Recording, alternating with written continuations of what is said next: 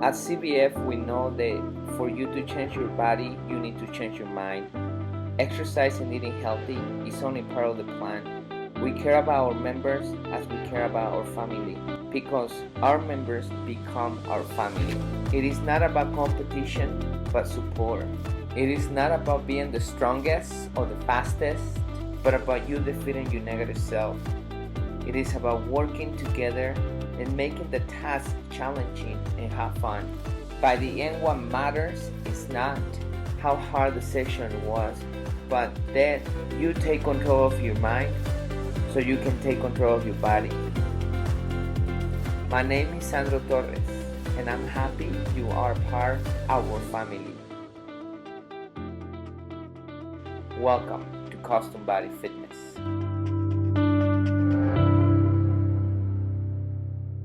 We're doing the Inolvidable podcast with Sandro Torres. Sandro Torres. Sandro, explain to everybody who you are and what you do. I'm Sandro Torres. We help people lose weight, and what I do, my goal is to improve this world, and I help people change their lifestyle to a healthier one, and I help them to not only be healthy but also mentally healthy and get closer to God, and that's what I do. I love that. I love that. So, if nobody doesn't know, he's actually my uncle. We're related, but he's done this venture for how many years now? I've been doing this for 15 years. We've been doing this for 15 years, and he keeps on growing. How many locations do you have now? Right now, two. We had to close one down for COVID, but hopefully we can get the third one back open this year. Okay. All right, that's good. And so, well, how have you been? How have you been? Good. Life is great. I am blessed all over. Can complain about anything. I'm living life, living the present. So I've known Sandra for a couple years, for basically all my life, a couple years for all my life. And so I've seen him go from, being by himself to now he has a daughter. How's that going for you? How's that journey? I know people hear this. They hear this often from parents. It's amazing to be a parent, but there is no words to express it. But I'm gonna try to do my best. When my daughter born, I didn't feel nothing special. But as I spend time with her, my love grows with her. It's like I feel closer every single day, and I appreciate her, and I enjoy her, and I love her every day, like more. It grows every single time. A lot of people say that she came and changed my life, and it's not true because my life was changed before that. God touched me before I had my daughter, so I'm very grateful. She got a dad that it was already changed to be a better person and to care about others and to be in the right path, because if I was already changed, I didn't need to do those changes when she arrived. And I think I crossed that bridge before Arlette born. So, in other words, I'm loving it. I enjoy my daughter, my wife. It's something like I say, you can't teach you can show or teach a blind person the red or blue. There is no description. There is no words. You need to live it. So the same with this. There is no words about being a parent. You need to live it to be able to understand it. So, how do you feel being a parent now? Do you feel like you're ready now more than you were before you had kids, or do you feel like you've always been ready, or do you think it's something that you're not really ready for? It just happens. I have to give you what I think and a little bit of my. I, I have to give you some information about my past. I think you're never ready unless you find God. Unless you are in the right path, that's when you're ready. Because every movement, I shouldn't say every movement, but you are aware of the movement that you're making. And when you are in God's path, it's like everything that you're doing for this superior power. And you think about the things that you're doing without, and the consequences of those things that you're doing.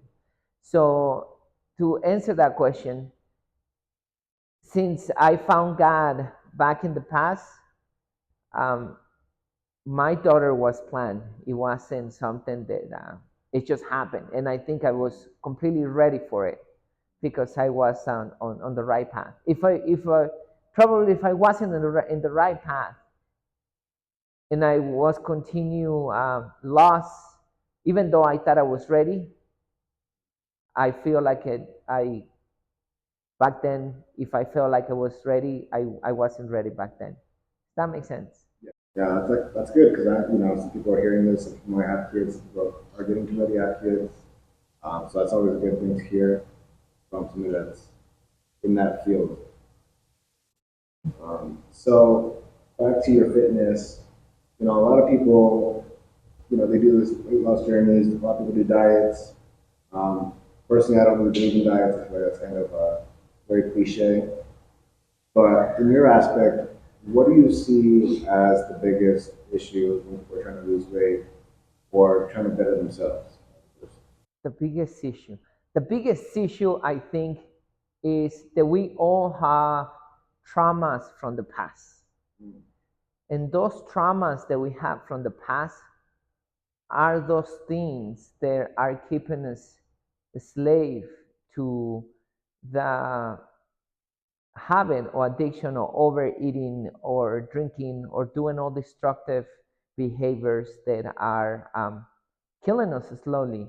So I think when people are aware of that, mm, they start taking um, the right path to start losing weight. But I think that's the biggest issue, that the traumas from the past.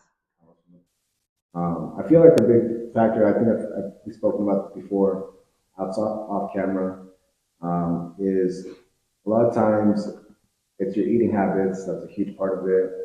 A lot of people take it as like, I'm doing this diet, I'm doing that diet.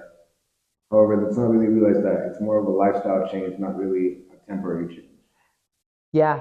So what I think about that is that people are given diet a definition, a different definition what it means.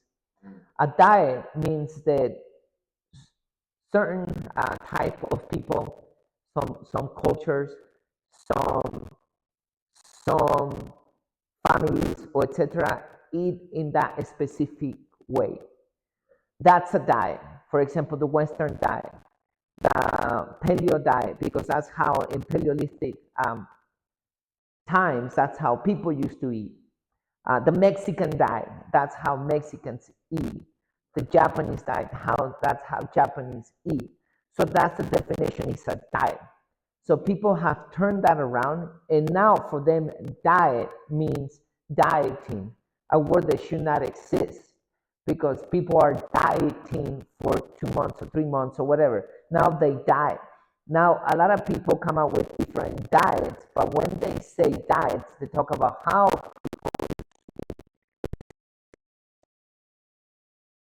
your diet. Now they say the keto diet, the low fat diet, the low carbohydrate, or whatever diet. Now it's like you saying, I'm gonna have I'm gonna eat the low carbohydrate diet for 3 months. It's like you saying, I'm gonna eat the Mexican diet for 3 months. So now that's a misperception of the word dieting. So really, what diet means is the way people should eat. So when you're talking about eating habits, um, what I do and explain to our members in general is that diets don't work because they just follow it for a certain period of time. So what they really need to do is understand why they need to change their habits and what are the things they need to change for them to be able to lose weight. So sometimes is I mean, sometimes it's the way they're eating. What I mean with that is what time they're eating, if they're overeating, what types of food they're eating, and so on. So instead of focusing on a diet, and I'm gonna diet for 3 months, understand that diet and see if it fits your lifestyle, and you should have that diet for life. So whatever the way you're eating, they should be for life. So when we're talking about changing your eating habits, then we're talking about the things that the diet that that person is following right now that is um, making that person overweight. They need to change those things to eat healthier for them to start losing weight. For example, if in their diet they are drinking soda, so then the first thing to think about in their diet to get rid of, it's gonna be soda, right? If in their diet is eating fast food 3 times, 4 times a week, so in their diet they need to get rid of that. Instead of thinking of, oh, I need to eat paleo and follow paleo for 3 days, understand what paleo means and why it's giving results. So I believe to conclude this question is, yeah, dieting doesn't work because people have a misperception of what diet really means. And instead of that, they need to change their habit in their diet. Completely. Yeah, I get that. I feel like you really put it together in a way that a lot of people they don't understand it that way. I think, you know, it's it's definitely not an easy task, but it's something that you have to put yourself against. And then when you have a task at work or any task in life, you have to overcome them. Same thing with your life and your when we have one life, your body's a temple. You really have to take care of it. And don't get me wrong, people, I've also been on the other side. I completely get it. It's not the easiest thing. I've been the typical guy that, you eat the bad foods, you processed foods, stuff like that. But you don't feel good after that. You really don't. You don't feel good.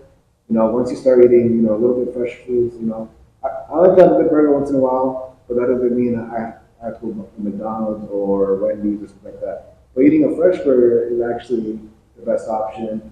You know what you're putting inside of you. I got to go organic. A lot of it has come from him. Years ago, he used to eat organic all the time, and every time I go visit his house, everything was organic. The food was organic, the fruit was organic, vegetables, milk, eggs, everything was organic. I didn't really understand that completely until once I started buying groceries.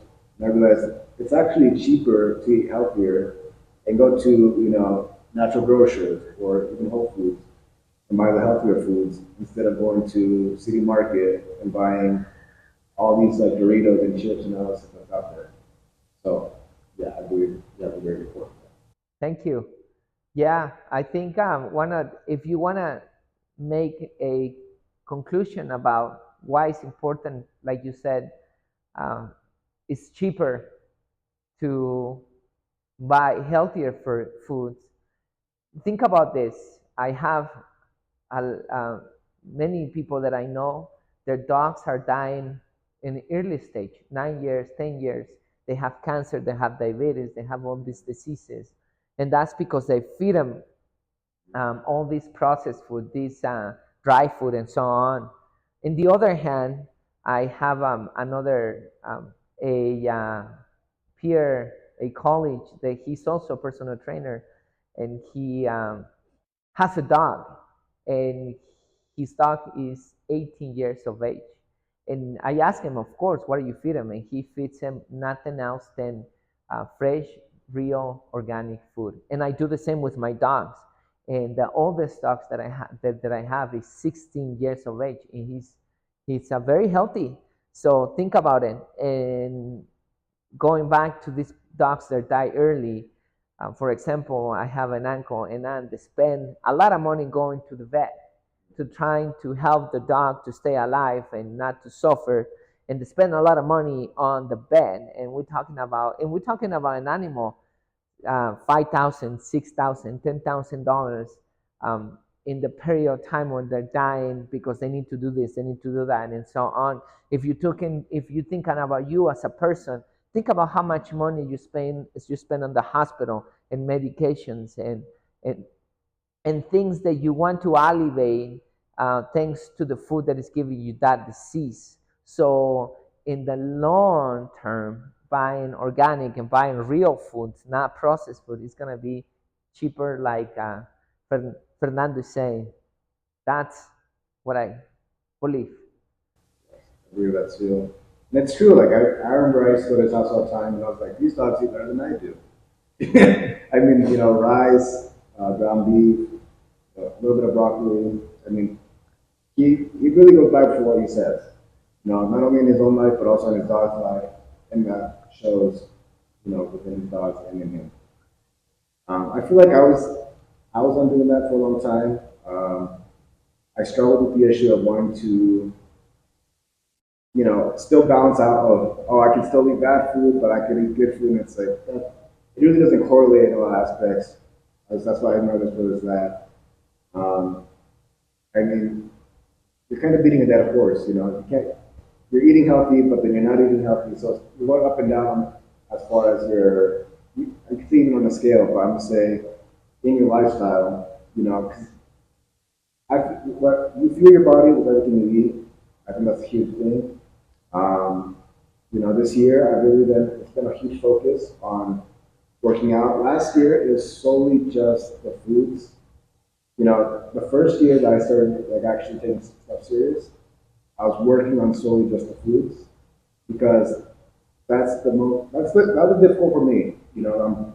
I'm used to it. I didn't really drink soda, but you like to eat your bad food. Everybody likes to eat their sugar and stuff like that. But I guess the biggest part of it was, I spoke with him a bunch of times over the years, and I realized that there's not really an alternative. But there's ways you can take your sugar. So if you're gonna get a strawberry, that's pretty sweet on its own.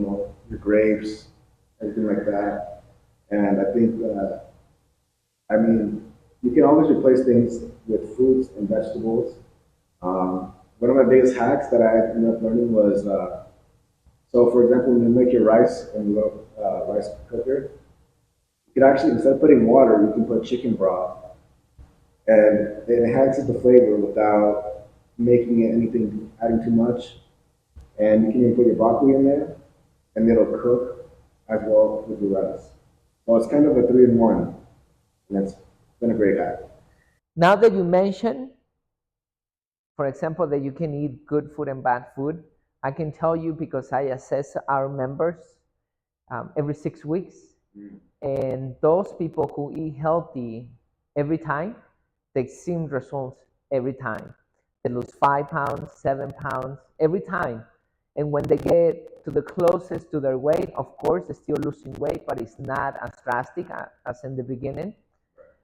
But the people who eat healthy one week and unhealthy the other week, or healthy the week and unhealthy the weekend, usually by the assessment, they gain a couple pounds or they stay the same. So if your goal is to stay healthy, and of course, like I mentioned before, if the goal is to stay healthy, your food is the beginning. You need to pay attention, like you mentioned, organic things like that. But if your goal is to lose weight and you really care about that, so then also you need to eat healthy. But if you want to maintain and you don't care about your health, so then eating healthy and unhealthy could be an option. But I don't see that. I don't see people wanting that, or members when here they get upset when they don't see those results. If you want to see those results, you need to be very constant with eating healthy. Oh, yeah, for sure. And I've noticed it too. Like when I first started going to the gym, I was in that middle of like, okay, I'm gonna eat healthy, but I might eat bad food if I fall for it. And it showed in the gym because a lot of times when I was going to the gym after the day after I ate, whatever I ate, um, the energy wasn't there. I felt bad. I was tired. All around there was no energy. I wasn't lifting like I was supposed to. I was struggling with lifting, And kind of like you said, like I mean, if you eat healthy throughout not only the whole week, but throughout your whole month and life, it helps a lot compared to if you're eating one week healthy and then on the weekend you eat whatever you eat and then it's only the weekend. Um, One of the big things I ended up implementing was, I mean, this isn't really a cheat day because it's not anything bad, but for example, I have one day of the week, which is like Sunday, that I can at least have like maybe baked potatoes that I put in the oven because I don't want to fry it. There's no point of frying it. I don't. I've I've seen how people fry things, and I'm like, there's no reason to fry things. There's other options you can put in the oven, and you still get that crunch and consistency without having to use all that grease and oil. And it's been something that like I like. That's been like one of my quote unquote cheat meals, you know. But it's not like the same where it used to be back in the day where I was, you know, my cheat meal was all right. Let's go to McDonald's, Burger King, wherever you go, you know. So it's finding somewhat an alternative, a healthy alternative, but still realizing you still can't eat all of that all the time. Like even though it's healthier, it doesn't mean I'm going to eat it every day. And I think that's something that I noticed. The first thing that you have to keep in mind is to there are things, and it's very easy to spot. And for some people are having difficulties doing this, but I think it's very easy to spot. To get the things that are not made for you to eat out of your diet. I mean, everything that is processed is not meant for you to eat. It's meant for those companies to make a profit and for you to get sick. So if you get rid of all that, then you're safe. So fast food, packaged food, they have preservatives, uh, anything that has processed sugar added, anything that you think that is made to enhance the flavor, anything, then there is other arguments that a lot of people, a lot of experts have about milk, about meats, about fish, about grains. I think you don't have to put a lot of attention on that in the beginning because you're not in that stage yet. So when you get rid of all, once again, these processed products that you don't supposed to eat, then you're safe to eat the rest. If you save to eat the rest and then you want to improve it, then you can think about what are the foods that your body can digest perfectly. But potatoes, grains, rice, meats, milk, if it's organic, A2, and things like that, I don't see what is the problem if you eat them. um, if you are a beginner on losing weight, because once again all that is made for you to eat because it's natural and has grown natural. That's what God gives us to eat. The problem is when there's human intervention and they start removing nutrients and putting preservative for them to conserve that longer in the shelf. So then you're talking about chemicals that are helping you lose weight, that are helping you gain weight, and also are creating diseases and things like that. So, like you mentioned, those cheat days that you call, if it's something natural, healthy, organic, that is from the earth, um, if it's grown naturally, then there is no problem. See, that's good advice because even then, like you know, I still like he said, I still follow those things, but it's good for the people to know as well about those things, and it's very important. You know, and like you said, it's as long as it's natural, organic, it's from the dirt, it's good for you. Once it's like kind of like he said, it has chemicals and everything like that. Um, it's not. One of the things I wanted to tell people is I used to like back then. I used to love Gatorade, And now I found the alternative. It's not really, it's more Gatorade, but it's similar. So I do ice, water, I squeeze lemon, a couple lemons in there, or limes, it's more limes, and then a pinch of salt. And that's kind of like my Gatorade alternative. And it's really good tasting. Still has the same. I wouldn't say the same, but it tastes better. It tastes even better. That's a good example, Fernando, right there.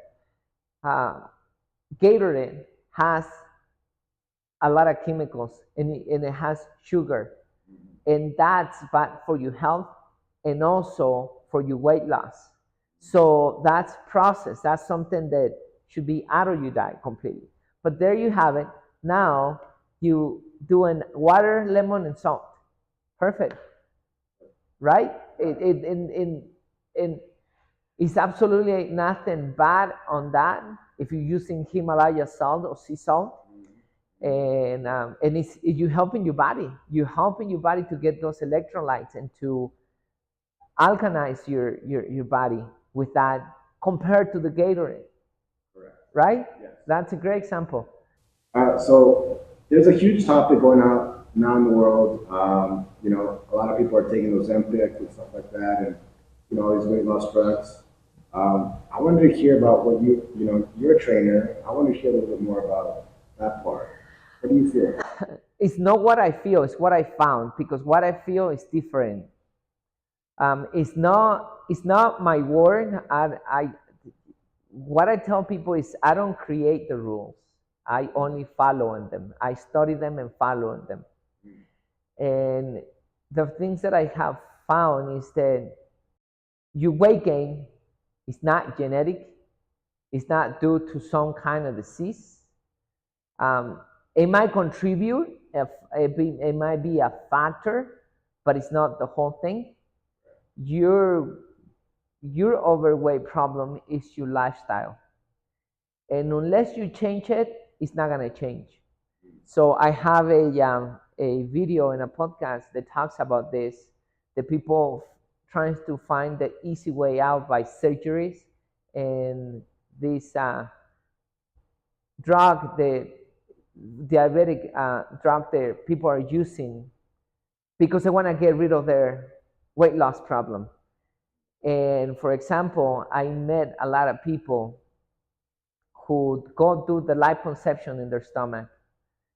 A year later, they're overweight again, and they do liposuction in their arms and back because now the body can't store all the way back in the stomach. So now it's storing in other parts. And now they go and remove that again. The body is going to continue to store that fat no matter what because they still have the same lifestyle. And the problem with that is that it's going to store in parts that you don't want it to store. You have to form your body now because your body is going to store that fat no matter what because you still continue with the same lifestyle. And also, it's going to store in things that you don't see, such as the liver. And that's one of the reasons. It's not the only reason, of course. People who don't have surgery also have fatty liver, but that's an example that the body's going to store the fat in the liver and other organs and so on, and health problems going to come out. The same with any medication, any drug they use. Of course, it's going to suppress their hunger and they're not going to eat in the moment, but what are you doing with that? You're not having the nutrients that your body needs for the energy that you need a day. You're not having the nutrients for your body to repair any tissue that you have messed up. Your body's not going to have the strength for any disease or any virus that is going to come in because you don't have the defense because you're not putting the needed nutrients to your body. Um, that's one thing. Second, if it's helping you lose weight because it increases your metabolism a little bit, which is not going to be a lot, more than anything, these diabetic medications are helping to medications that people are using to lose weight are helping repress their hunger. Or another thing they do, they throw a lot of insulin to help burn that sugar faster. Um, it's gonna come to the point that, for example, for the insulin, that the pancreas is gonna fail. I have a friend who is a doctor, and she was telling me the 90% of these people who are taking this medication, um, and that's what she sees in the hospital. 90% of these people who take the medication, uh, because the statistics that are online, they're not accurate, because not everybody reports what's going on. But she says the 90% of the people who fall in the hospital, they come on back with issues such as not having any energy, being dizzy all the time, having diarrhea, um, not being hydrated, and things like that.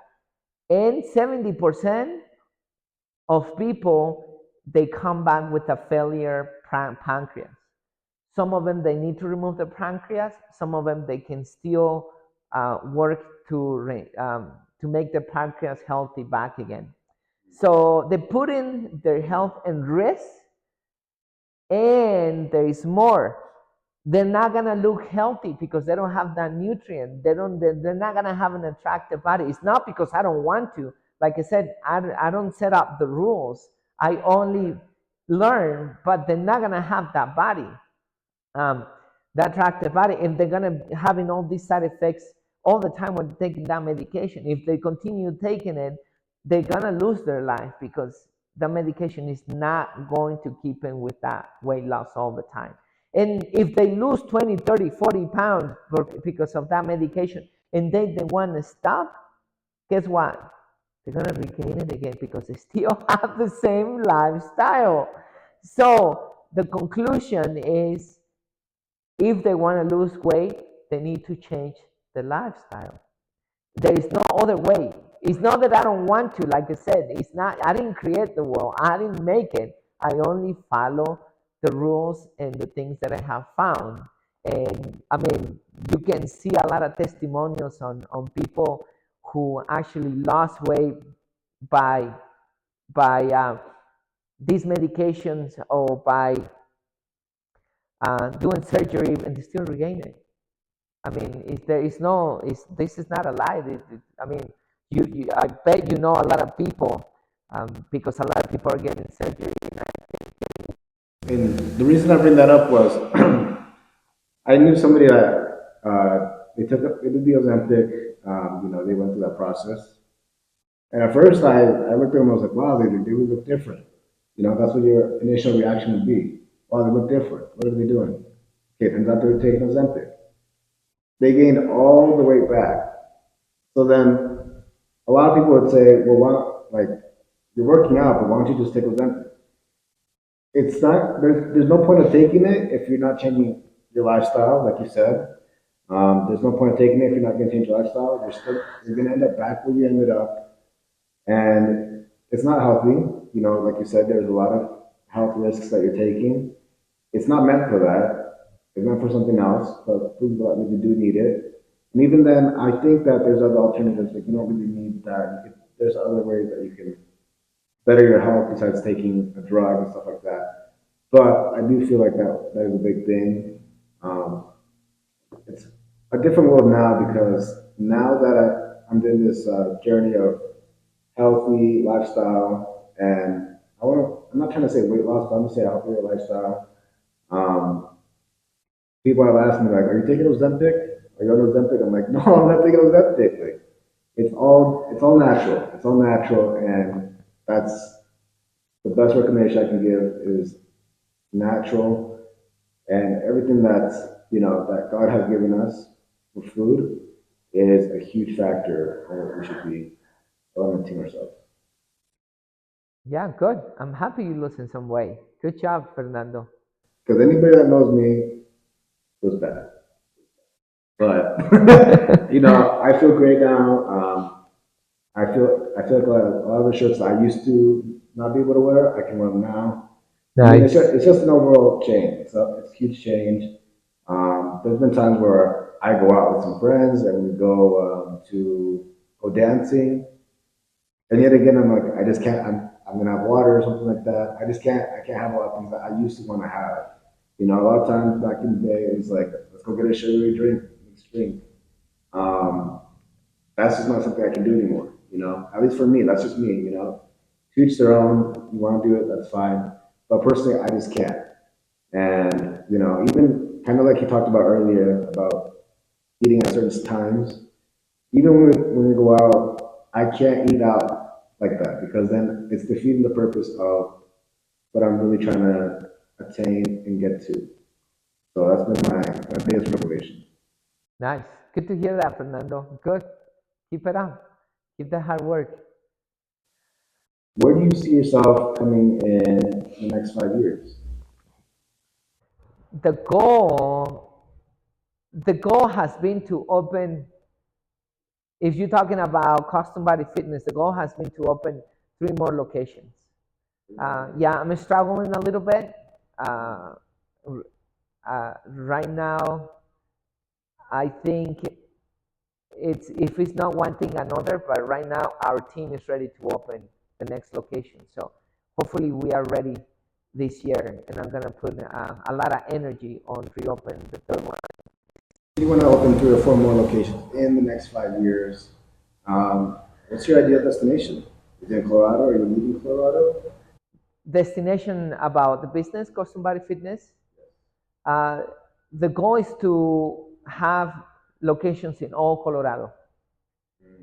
So we're gonna start in the Roaring Fork Valley, opening those 3, 4 locations, and then after that we're gonna figure out a way to go somewhere else in Colorado, and then once we get there, then we'll think about bigger goal. Wow.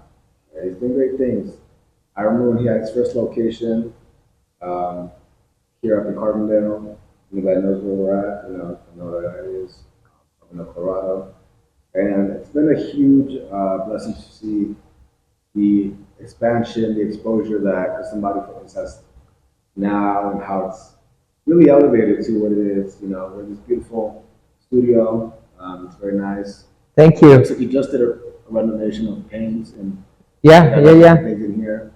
So I mean, he keeps on growing, keeps on getting better. This definitely won't be the last podcast we do together. Doing a lot more different topics, you know. Thank you. But you know, before we go, before anything, is there anything you want to plug to people? You know, your social media, websites. You can follow us on Custom Body Fitness. We are Custom Body Fitness English in YouTube. We also are in Facebook, Custom Body Fitness English. We are in Instagram, Custom Body Fit. That's what we are under. And we have a website, Custom Body Fitness, GWS.com. We put a lot of content about weight loss, um, mental health, and eating habits. We talk a lot about exercise as well.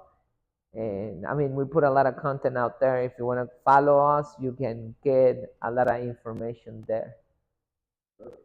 And also, usually I don't do this because I forget. Also, I have 2 books that you may want to read. One is called Lose Weight Permanently by Sandro Torres, of course, and the other one is Finding Genuinely Happiness by me, of course. You can find it on Amazon. Well, there you go, my friends. It's the Old podcast. Thank you, Fernando, for the opportunity. Uh, Thank you so much for taking the time to watch this video. If you enjoyed the content offered here, then I know you will enjoy these books. These are great tools to lead you to successful weight loss, better health, and greater happiness.